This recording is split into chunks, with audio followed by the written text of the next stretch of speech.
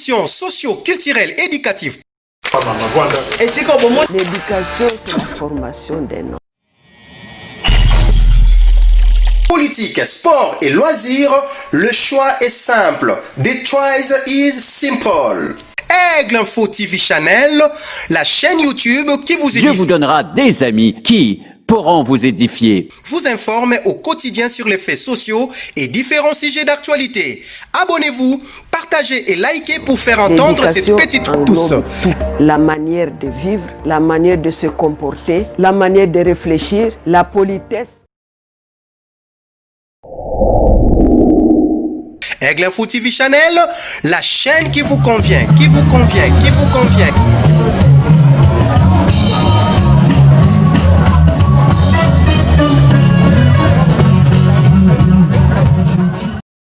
Très chers internautes, nous allons s'abonner massivement à la site Nabiso Aigle Info TV Channel. Aux émissions de notre Tolobela Congo. Tolobela Congo, lelo, les alliés émission et analyse politique. Tolobela Congo, émission analyse politique. Où ça s'est passé dans la République démocratique du Congo. Nabi que si ka besoin banda ko toni sa minesengo parce que yé bino abonné à Aigle Info TV Channel azam muto yo a épaté bino na savoir na yé na connaissance na yé na sa façon de voir les choses. Yé azali simple citoyen Isaac Bakuku Boliko, membre de PDC, Parti démocratique chrétien. Papa Isaac, je pense que après sensibilisation, aux sensibiliser d'internautes, bateau baza kolanda biso na yo l'émission na biso Tolobela Congo. Malobana onganga, malobana onganga parce que l'émission la fois passée, oyebisaka d'internautes. Et belé ba commentaire par rapport à l'analyse là. Jean-Marc Kaboun lelo destitué. Malobana onganga. Non, malobeko zalanganga te, mais la politique est une activité noble. Alors, notre Jean-Marc Kaboun avait une chance extraordinaire. Peut-être dans le rêve de ses, ou dans ses rêves les plus fous, il n'aurait pas peut-être imaginé un jour pas nommé par le docteur Étienne Tshisekedi comme secrétaire général. Oui, bien sûr, vous secrétaire général. Tu es comme le premier ministre du gouvernement est parti. Ok. Alors, deuxième chance, opportunité à lui, le président Félix Tshisekedi lui a fait confiance à nommer, à passer un mandat spécial, président AI et IDPS. Et puis, troisième chance à Pessier, à la liste de l'Assemblée nationale, premier vice-président de l'Assemblée nationale. Ça veut dire, en termes hiérarchiques, ce qui est 4e, 5e personnalité à la République. Donc, ils ont pifo, Pessier. On a un pifo, ça a un pifoté. Pouvoir prendre aux gens, ils ont pas si ming. Mais pendant qu'on perd un mot,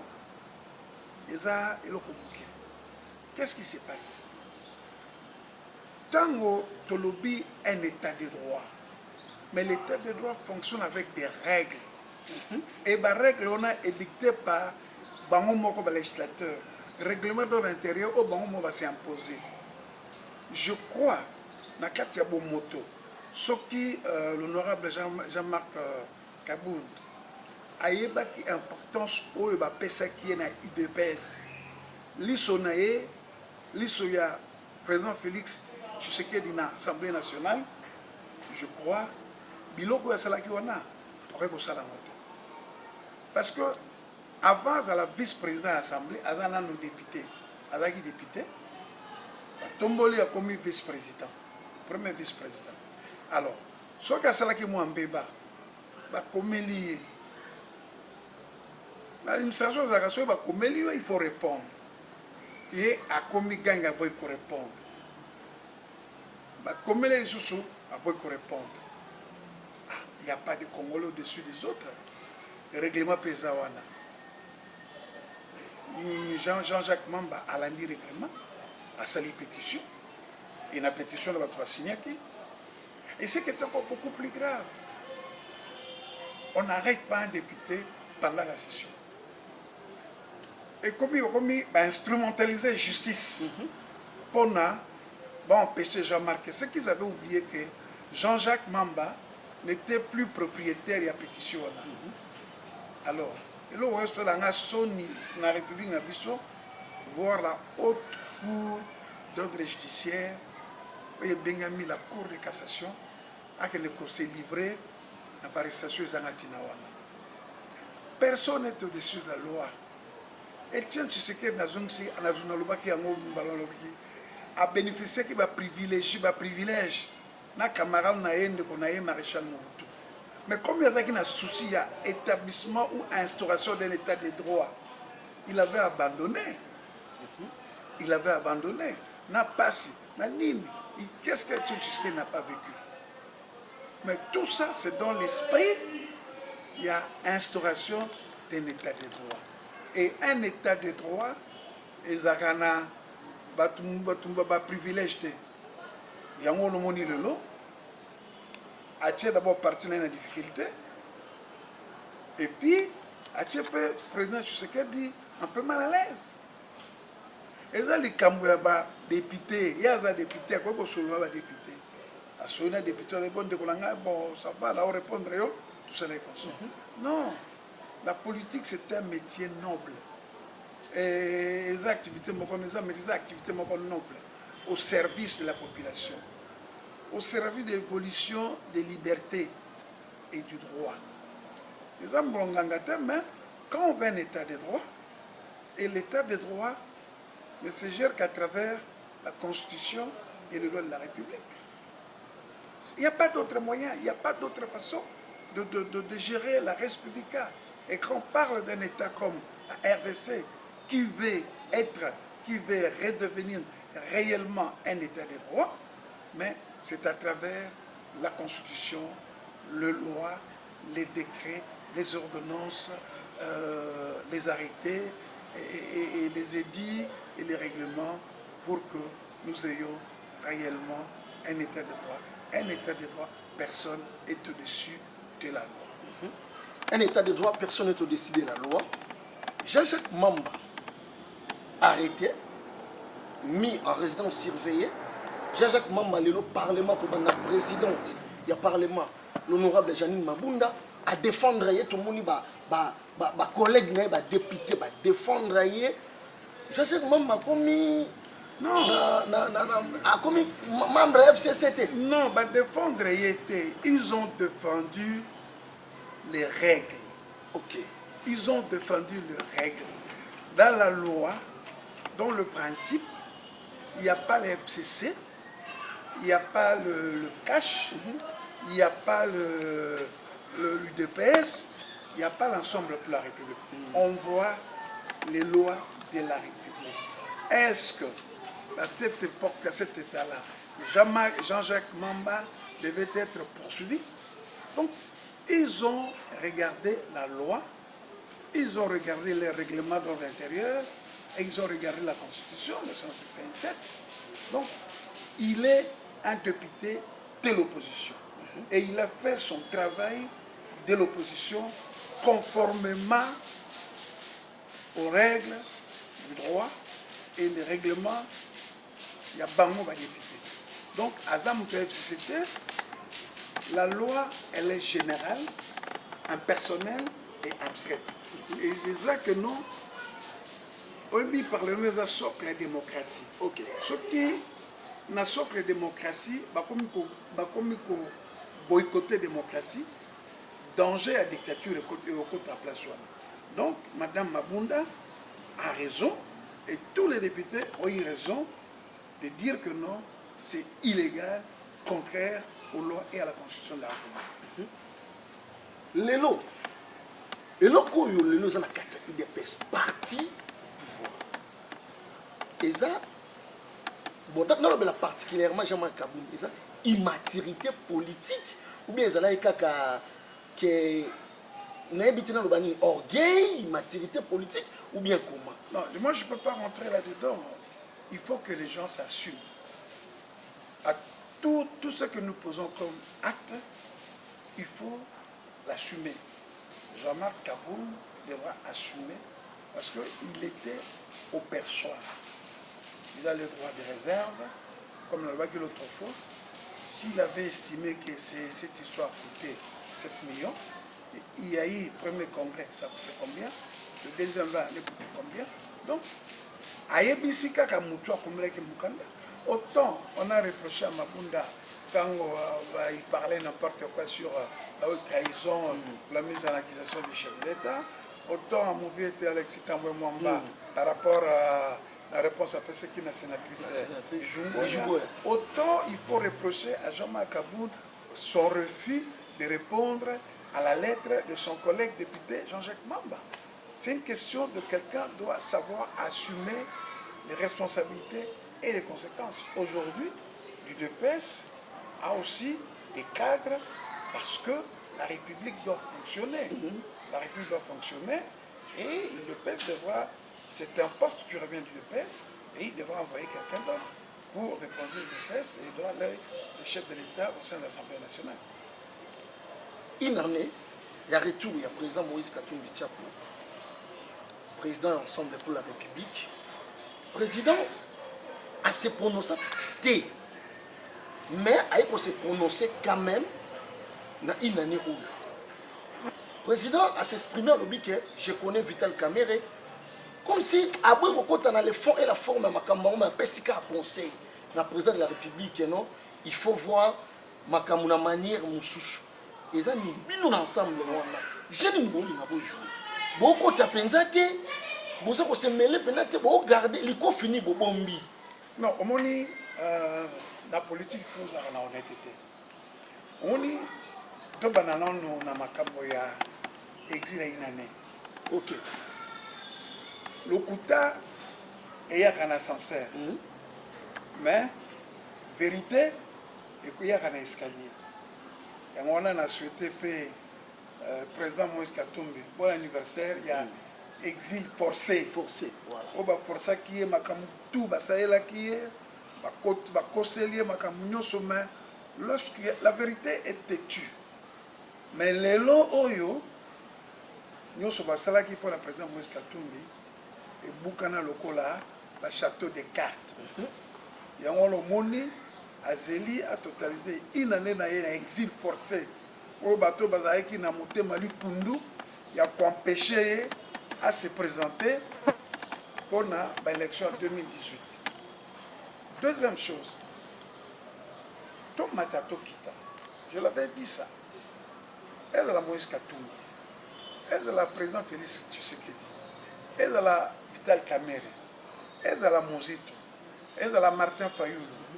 Et la Freddy Matoumoul. C'est le 11 de la convention à Genève. Donc, tu vois, tu as la Libotamoko. Et, au ESO, le cas, et qu'on peut s'habituer à s'émoter. Effectivement. Parce que la République n'a pas besoin de ça. Voilà. La République a besoin de développer. Il y a un moment, le président Moïse Katumbi a pensé qu'on a un conseil. C'est mon conseil de façon que parce que en 2023 la population a causé là bilan il y a IDP sans pouvoir. Effectivement, il y a KHFCT, mais bilan il y a IDP sans pouvoir. Et on a vu ça dans l'opposition républicaine. Tous ceux qui ont conseil et puis tous ceux qui ont dénoncé oyo ils ont ça les manières de la mobilité. Il y a le moni. Tout ça, il faut bon matin. Donc, on a vu surtout en 2023. Mais l'élection, ça a la paix. L'élection, ça a en 2023. Et c'est maintenant que les gens doivent se préparer. Là, la bilan, il y a un mandat, il y a 5 ans, il y a que non seulement 10 000 euros en 2023, tout ça qui boye, tout ça qui boye, tout ça qui boye, tout ça qui boye. Ensemble pour la République, et ça, pour mener opposition républicaine, moi, Jean-Jacques Mamba, a mené opposition républicaine conformément aux lois de la République. Conformément aux lois de la République, procès 100 jours. Papa Isaac, procès 100 jours.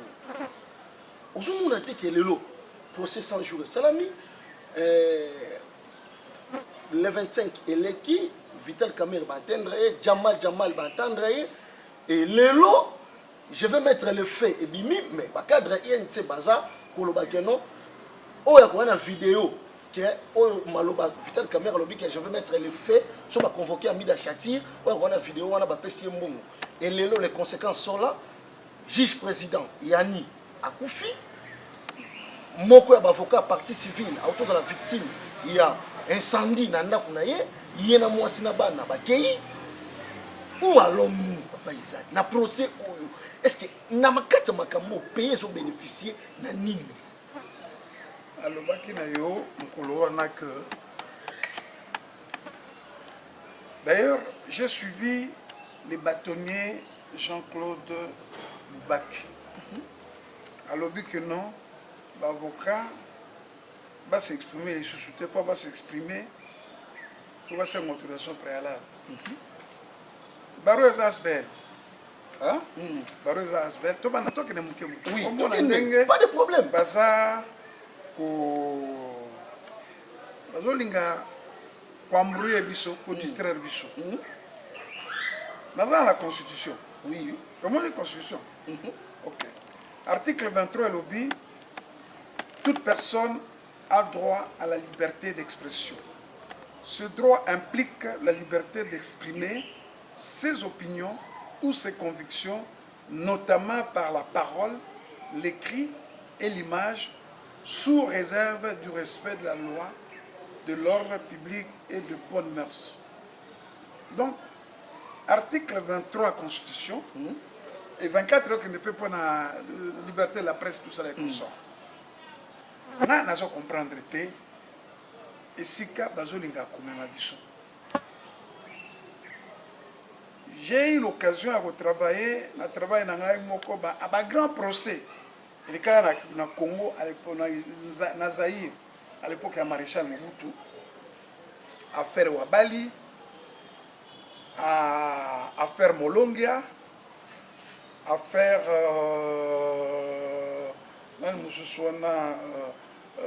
Kengo, et puis affaire bon, il y avait des gens comme ça, mais tu n'as jamais que bâtonnier a un avocat que non, avoir besoin de médias, c'est une autorisation. À ce moment-là, Gestapo, dans le régime communiste, dans l'État policier, le droit a évolué. Le long de la question, on a beau. Là, on peut cet exemple, le juge Raphaël Akoufi. Opinion publique à Eba. Le juge Akoufi. Et voilà. Nous avons expliqué soit un magistrat, soit un avocat, à travers la télévision ou la radio, pas à fixer l'opinion publique et Salem. Alors, déroulement à procès. Nous tuons ça à la droite. Mais le procès, on a la télévision. Voilà. Il faut un spécialiste et à droit pénal expliquer aux populations non, il ne faut pas, soi-disant, la loi cadre en 1970, 60 sous le baron. Non. Le droit est devenu moderne. Ce n'est pas parce que ceux qui vont à la télévision, ils fait des commentaires et un procès, qu'on va désorienter les juges ou on va désorienter les gens. Non. Le bouillant, coco, caillouté. Le bâtonnier sortant. Il ne faut pas que ça nous retourne dans l'état policier. Ok. Au lobby, procès 100 jours. Et pendant qu'il procès Kamerhe. Voilà. Et puis, comme il procès 100 jours. Bon. Na procès wana. Et koki ko cannabis sauté. Parce que 100 jours, je l'ai toujours dit, Ezali, programme d'urgence, il y a chef de l'État compte tenu de l'absence, il y a gouvernement. Procès on a détournement à deniers publics. Et dans le bas qui prend le détournement à deniers publics, il faut à ça là, dans le trésor public. Parce que le trésor public, finance publique, c'est une règle particulière. Contrat Batoura la signé qui la République. La République a utilisé le ministère du budget. Le ministère du budget et qui la finance. Finance et qui la banque centrale a foutu Batoura. Alors, aujourd'hui, comme il faut focaliser Bissot dans le procès 100 jours. Et puis aujourd'hui, besoin d'enquête ici. Fixer procès. Mais ils veulent toujours maintenir Kamere en prison. Et moi, je crains qu'aujourd'hui, ce procès se transforme en un procès de la honte. Je crains. Un procès de la honte pour moi. Mais problème ça. Prenons le cas de M. Samibo. Samibo va tourner au Zouakimbongo. Oui, na Zouakimbongo. À Zumbongo. À commander Biloko. Biloko, par exemple, à Dar es Salaam, tout ça les personnes. Pour amateur de Dar es Salaam. Voilà. Alors, il y a des contrats pesants en cours d'exécution. Prenons par exemple le saut des moutons. Bakangaki Blattner. Blattner, il est en train d'exécuter les travaux. Les travaux. Oui. Alors, finalement, c'est quoi? Mandela Boutessili. Finalement, c'est quoi? C'est quoi? Il faut se poser la question. Parce que notre travaux public, ce n'est pas dans 100 jours qu'on peut avoir un ouvrage local à Blattner à Saliwana et puis dans Nengue Saliwa à Salawana. Alors, à un moment donné, les gens vont se poser des questions. Samibo Andimi na Zouakimbongo. Détourner mes armes. Les armes. A signé un contrat dans la République. Bazo Tepso Massaro. Massaro na République Azanani. Massaro wana neveu ya Kamel. Azanani. Amida Chati. Oh, lelo nani avocat ya République ba convoquer. Rôle nini azana. Papa, na lobi latika biso distraction. Biso pour nango toza nango lelo. Procès et Salema. Et puis, programme où le président de la République a qui élu, voilà. Et Kobapé. Parce que je suis étonné aujourd'hui, tout ça qu'on compte en presque 16e mois depuis Tobandi Makamboyo, mais le mandataire public, il y a cash, va nommer mais c'est FCC qui gère l'entreprise publique. C'est ça l'important, c'est ça l'essentiel. Oh, Kamere, oh, boy, mais finalement, procès en haut, ils ont apporté Bissoni. Oh, le procès Kamere, oh, procès 100 jours, oh, procès Samibo. Non, il faut tout ça à Makambo. Tout ça à Makambo qui sérieux nyonso. Que le loso balbi non mutu oya détourné, vous apportez la preuve, mbongo ya ibi et puis bokangi. Voilà. C'est ce que nous voulons. C'est ce que nous souhaitons. Mutu mon côté a voulu que ça kala mbongo l'État. Exactement. Mutu mon côté ko ça kala mbongo ba congolais. Ceux qui va attraper yo oyibi mbongo ba congolais, bakangi yo, ceux qui va banda ko ba botoli yo, l'État a teki yango azongsi mbongo wana trésor public. Voilà. Mais il ne faut pas, bouc émissaire, au caméra détourner Mbongo, Massaro a détourné. Massaro ne travaille pas dans la chaîne de dépenses. Massaro a travaillé dans la finance. Il y a que nous détourner Mbongo. Non. Qu'ils arrêtent un peu de nous distraire. Donc, il y a un procès, il y a un procès, l'opinion congolaise, internationale, ce qui se passe et ce qui s'est passé réellement pour que les Congolais soient la fixer. Mais tu n'as pas ça. Parce que le juge Raphaël, c'était un notable à Kouchouanamong. C'était un notable à Sankourou. Ok. Il est mort l'arme à la main. L'arme à la main, oui. L'arme à la main. Et moi, j'avais confiance à ces juges-là. Premier jour à procès, j'avais dit non, ce monsieur est expérimenté. Et puis, avocat, il a assassiné, incendie. Donc, nous perdons Lumumba et nous continuons à perdre les gens. Alors, il ne faut pas que Batoba comme Arosakana Abissoté. Dans le procès, il faut ezala équitable, contradictoire, na délai raisonnable. On a un principe et un procès. Ceux qui battent un peu qui savent avocat et à partie prenante va s'exprimer à la télévision, je comprendrai un peu. Mais il ne peut pas empêcher tous les avocats de s'exprimer. Alors, il nous cache quoi? Il nous cache quoi? Ça va nous cacher, ça nous cache quoi? Le fait qu'il y ait un avocat qui s'exprime ou un juge s'exprime, ça va changer quoi dans le procès? Je donne des opinions, et mon opinion, ce sont des opinions, des avis qui ne sont pas contraignants. Le juge n'est pas obligé de les suivre. Non, il faut quand même, quand on se dit que nous sommes dans un État qui doit devenir démocratique, un État de droit, nous devons aussi assimiler les attributs d'un État de droit. Papa Isaac, si aujourd'hui il faut fixer l'opinion, les internautes, peuple congolais, diaspora congolais, par rapport au procès, s'il faut fixer l'opinion, en un mot. Non, en un mot, je crains que le procès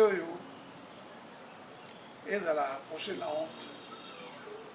Parce que, si au moins il y a des bandeli, des bandaki, caméré, et puis il va changer 100 jours, et puis maintenant, c'est Samibo. Non. Je crois qu'aujourd'hui, dans le procès, il n'y a pas procès. Il y a quoi? Je ne sais pas. Parce que bateau balandeli bango, tu prends Blattner. Tu es dans ma camboya. Saut de mouton? Non. Tu es dans ma camboya Bakis. Voilà. 10 millions. Il y a Bakis. Bakis, et 2. Saut de mouton. Blattner. Il y a Azalibanda. Azosala saut de mouton. Papa Isaac, na kota la moka boye, biso tozomona ke mboka ezo marché te. Rien ne marche. Kabila kala nem tazana sima makambo ya blocage oyo ou bien le pouvoir en place nde bazo ko maîtriser. Qu'est-ce que tu attends par le pouvoir en place?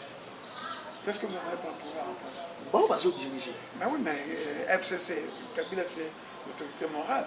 FCC, pays tu sais que l'autorité morale y a caché. Donc eza na makambo Covid oyo. Mais question exactement ce que mboka yotambola parce que balingi te mboka tambola. OK. Balingi te mboka tambola. Parce que mboka nyonso tambola na planification. Mboka nyonso ça na programme. Dans un programme d'abord ya nommer ba mandataire ya entreprise publique non. Ou comme c'est un programme ya Covid. Plan et réhabilitation économique parce que l'économie a besoin de les eaux. Mais il faut l'État avoir des moyens pour relancer l'économie pour permettre de vivre avec ou pendant le Covid. Question qu'il faut poser, tu as FCC cash. OK. On aime toujours un pouvoir. Et gouverner, c'est prévoir. On ne faut pas penser à la crise où ils ont contre la moka. On ne peut pas penser à la crise où. Et tout le monde est en opposition républicaine. Tout ça cause là un plan de relance économique. Ndenge nini ba côté confiné, ndenge nini bana ba kozonga na classe, ndenge nini ministère de la santé a réorganiser vie na biso ndenge pour vivre dans la Covid. Ce sont ces questions-là. Il faut que le gouvernement na pouvoir en place à trouver la solution. Il faut que le gouvernement pouvoir en place pas trouver la solution. Tout le monde peut peut-être faire entretien à Bichon. Tout le monde a na gouvernement provincial et à ville province de Kinshasa. Zan de Karam, il paraît bazo ton Zan, papa Isaac. Par rapport à la vie actuelle, combien de millions de Quinois et Quinoises au Lélo va dépendre de la Zan noire? Le gouvernement provincial a rien ça. Mais oui! Non, il ne faut pas dire ça.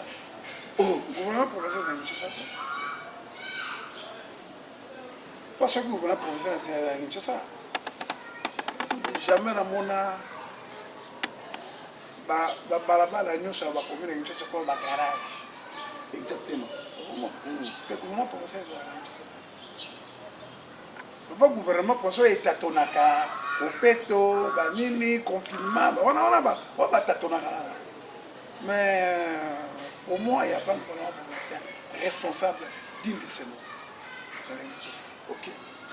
Mais Kokangazan, nous on le gouvernement provincial, ça n'existe pas. Kokangazan, c'est une bonne idée. Est-ce que le moment où il y a Covid-19, on a besoin de souffrir, mais le moment où il y a un moment approprié pour nous Kokangazan? Tous les Zélandais après ça plan, il y a confinement, il y a déconfinement. Depuis ça va faire presque 2 mois, Gombeza confiné. Je sais que les musiques, il y a Zan. Gombe, c'est le centre commercial et économique de la ville à Kinshasa. Après ça, il y a un plan de confinement à Gombe. Tu sais, ma ville à Kinshasa, mon ami,